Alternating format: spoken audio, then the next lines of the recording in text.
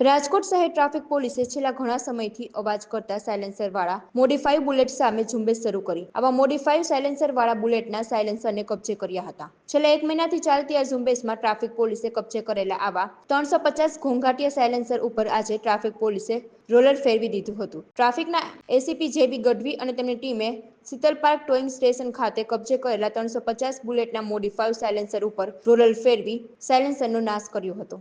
हमारे CP sir हैं Brajesh Kumar Jha sir, उनकी सूचना से additional CP sir Mahendra Bagadia sir की सूचना से हमने ट्रैफिक ब्रांच ने लास्ट 10 दिन से मॉडिफाइड साइलेंसर के विरुद्ध ड्राइव जो है वो चालू की थी।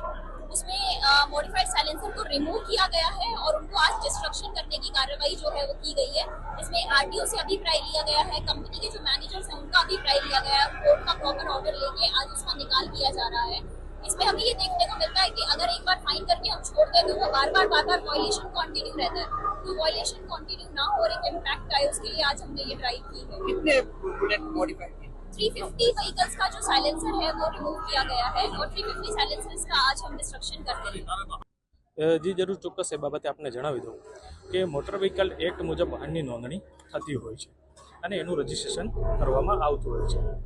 અત્યારે હાલ જે માર્કેટમાં જે વાહનો આવતા હોય છે કંપની દ્વારા બનાવેલા વાહનો આવતા હોય છે એની અંદર આપણે જો જોઈએ તો કંપની ફિટેડ જે વસ્તુ હોય છે એનાથી વિરુદ્ધ જઈ અને અલગ પ્રકારની વસ્તુઓ લગાવવામાં આવે છે। એટલે એનો મતલબ કે અલગ પ્રકારની એસેસરીઝ લગાવવામાં આવે છે। આ એસેસરીઝ એવી હોય છે કે જે જાહેર જનતાને પણ નુકસાન પહોંચાડતી હોય છે અને ટ્રાફિકના નિયમોનું પણ ઉલ્લંઘન કરતી હોય છે અને મોટર વ્હીકલ એક્ટનું ઉલ્લંઘન કરી અને વાહન ચલાવતા હોય છે। તો આવા રાહદારીઓના વાહન પકડી અને ડિટેન કરવામાં આવેલા છે અને જે પણ વધારાની ઇલીગલ એસેસરીઝ લગાવેલી છે એની ઉપર દંડનીય કાર્યવાહી કરે અને એ એસેસરીઝનો નાશ કરવામાં આવે છે। જી જરૂર ચોક્કસ એ બાબતે આપણે જણાવી દઉં છું કે આ એક લો એન્ડ ઓર્ડરનો વિષય છે કે જેની અંદર પોલીસ દ્વારા એની પર કાર્યવાહી પણ કરવામાં આવશે।